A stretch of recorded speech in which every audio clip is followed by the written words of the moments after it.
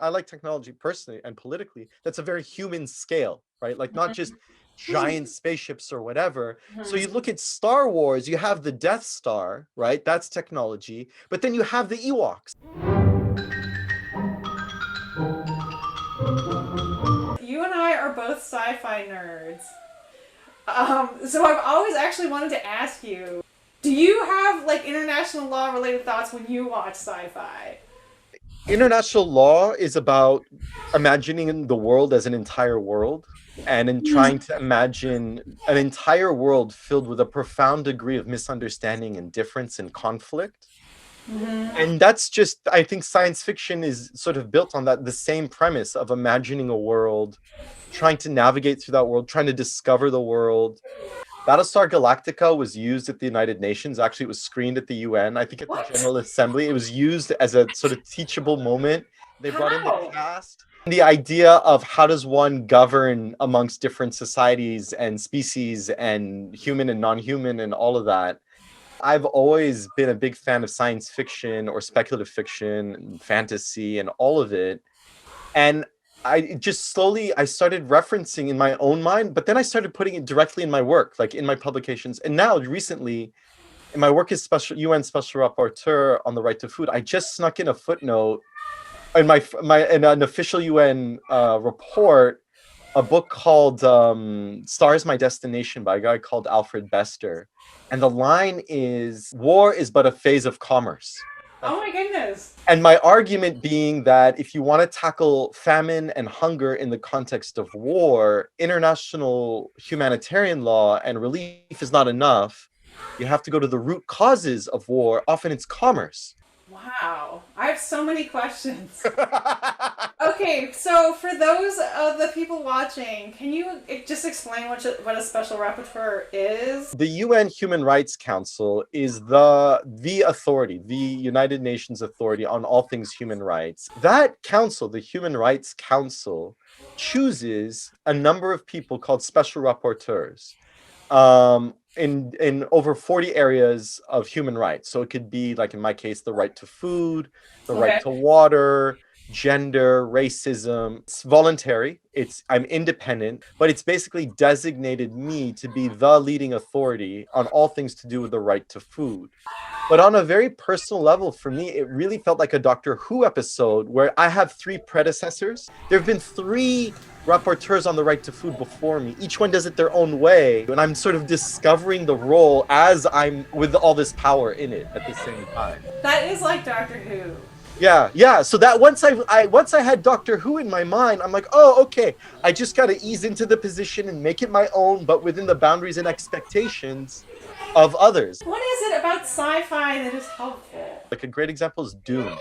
Dune imagines a interplanetary economy based on a commodity, right? Spice. That's in some ways addictive, but spice could be oil, spice could be necessities like food or grain, like something that's so core. And it's interplanetary geopolitical and economic conflict over a commodity. What's wonderful about Dune, it's not just economy, it's ecology. And this is like late 1960s. So it's imagining ecology and economy as interconnected.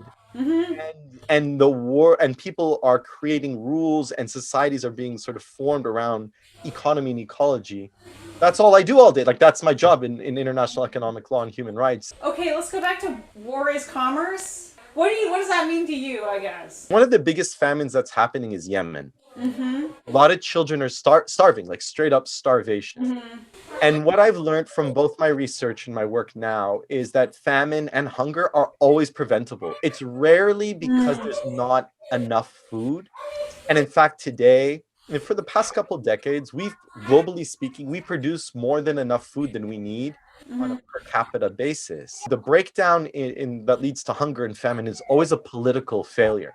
It's either someone is using their power to control the supply of food as a weapon, or it's a breakdown of institutions not being democratic enough and not responding to people's needs. With Yemen, what's going on is there's a blockade. There's a war going on in Yemen. It's being led by Saudi Arabia and a coalition led by Saudi Arabia. And the Saudi government is blocking all shipping into Yemen. Okay. as a way to pressure their enemies in Yemen. The Hmm. people supporting Saudi Arabia and supporting the blockade by selling them weapons are American, French, and British weapons, and Canadians to some degree, are the biggest suppliers of weapons. It's a mix between private companies and government approval. And in theory, each country cannot sell weapons to a situation where there's human rights violations. Yet arms dealers are making money off of the starvation of people in Yemen. For me, if you follow the money, that often helps you understand what's at stake. So one of the areas I know you've researched is the Inuit seal hunt in the Arctic, Yeah. and the market and the rules associated with the trade of those seals and the lawfulness of the Inuit communities harvesting those seals. I guess what sci-fi analogy do you use to understand that particular problem? Their relationship with the seal is a defining feature. It's their source of food, clothes, culture. The rules around seal hunting, the rules around how to share the meat are basically constituting rules. It's what makes Inuit people Inuit people. One could say they are the people of the seal, if you will, right? And the European Union said, well, the way you guys hunt seals barbaric. You guys are right. We'll let you do it. We're not going to let you sell to our market, one of the largest markets. We're going to stop that inflow of seal products, in effect, destroying the global market on seal products. But we're going to deem you traditional. We're going to say, okay, you guys are traditional and you're indigenous, and we're going to let you hunt for subsistence purposes. And we Europeans will define what is subsistence, and we Europeans will define what counts as a traditional hunt versus a so-called modern hunt. So this is sort of a very imperialistic way of thinking. This is classic colonialism, but used in very sophisticated contemporary ways. So classic things, science fiction and imperial thinking also go hand in hand. The idea of an empty land, of arriving to a space, the idea of nature, and one's relationship with nature, and these are the humans that live with nature, like the Tarzan narrative, right? And if they're of nature, then those are traditional and whatever. And then the Europeans come to this landscape, and the humans living in that landscape are often secondary or in the background, making it easier for the European conqueror to say, well, yeah, they're humans, but they're more of nature, so we can conquer them or dictate the rules of how to govern this space because it's wild, sort of deeming this Wow, space to interesting. be wild. So you can imagine, like I said, like Tarzan or John Carter and Mars, like this idea of conquest, of exploration of another world, and the relationship with the beings in that sense of nature is very, very science fiction. One of the things that I thought was interesting about the U.S. rules about the seal harvest was they were like, well, you can make crafts from it, but you have to make crafts in the traditional way. Same thing, exactly. And then I was like, what if you want to make crafts not in the traditional way? Right. Or at the time in the north, they were like, oh, omega-3 is so popular, we want to create omega-3 pills from seal meat. Like they wanted a process. Right. So it's who gets to decide, who gets to decide the rules, who gets to imagine what's traditional and what's not. And this idea of traditional and modern, I mean, that's also, and technology. So if science fiction is a way for us to think about our relationship with technology, it opens up what counts as technology. So technology is not just necessarily something electronic or lasers or whatever. Technology is a knife. I like technology personally and politically. That's a very human scale, right? Like not just giant spaceships or whatever. So you look at Star Wars, you have the Death Star, right? That's technology. But then you have the Ewoks, and their technology might be called primitive, but it's guerrilla warfare, right? Ewok technology is used in guerrilla warfare to defeat what is considered sort of overwhelming odds. And one of the things that's interesting about the seal story is it's a story about like a narrative that was sold to consumers, you know, about seals being brutality, seals being death, and not seals being like a important part of culture. And I wonder, like, what are the narratives that we consumers are consuming today? Is there a certain type of food or food trend that you're seeing that happen where like shifts in consumer taste are having these like weird, bad, problematic impacts? So a now classic example is like quinoa. 20 years ago, quinoa was a word that most people in North America and Europe just had no idea. Mm-hmm. And then, like a couple years ago, I was visiting friends and family in Lebanon. And in Oregon, I always have to say Lebanon, the country, not this town.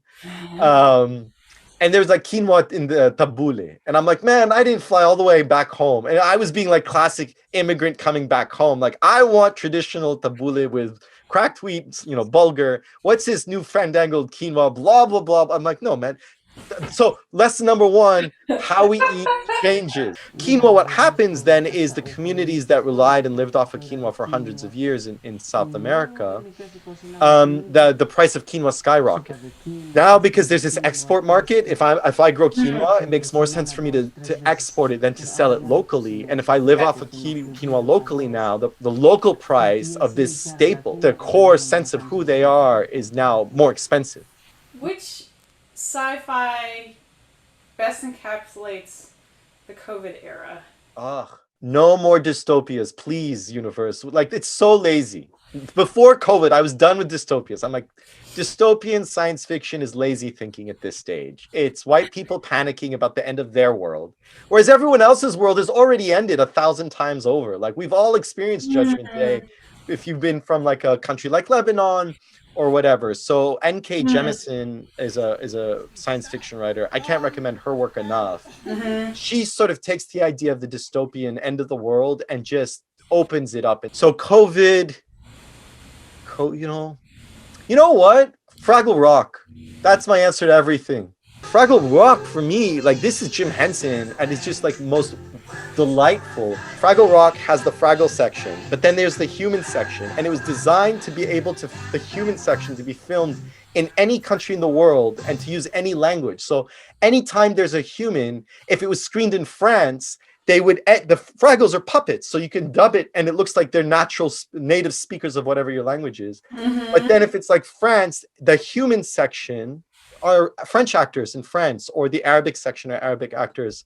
I think they did it in Kuwait, I want to say. Anyway, like, so episode 2, here's super nerd. Like, episode 2 of Fraggle Rock, at one point, a Fraggle is in a cage. He's caught by the big giant Gorg. He's in a cage, huh? And his friends are trying to save him, and they open the cage and like, come on, little Fraggle, you're free. And he's like, no, I'm happy in this cage. The Gorg feeds me and I hang out and whatever. And then he realizes, he says, sometimes being trapped in a cage feels like freedom. And I was like, what? This idea where he wasn't free, but his sense of reality was so limited that he thought he was free, till the metaphorical opening of the gate, and you realize there's another way of doing things. There's another way of being with your friends, of being with your loved ones. It might be unknown, like it might not feel as comfortable, but it's safe and fun, and that's where the adventure is. The adventure is where you don't want to be sitting in a cage being fed by a giant. You want to be out with your friends having adventures. So Fraggle Rock's my answer to everything. I feel like I tried to show Fraggle Rock to my kids, and they were not interested. Yeah, it might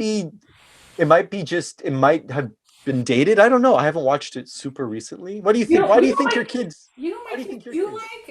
From the 80s, although it's got like a cartoon update, Garfield. Garfield might be like the COVID life for them. I mean, Garfield's all about hanging out at home and eating, and pranking the other people in your life, tormenting the dog, a rivalry with the neighbor. Like, that's their life now, is like. But with cynicism, Garfield is sarcastic. Like, he's got edge. He does.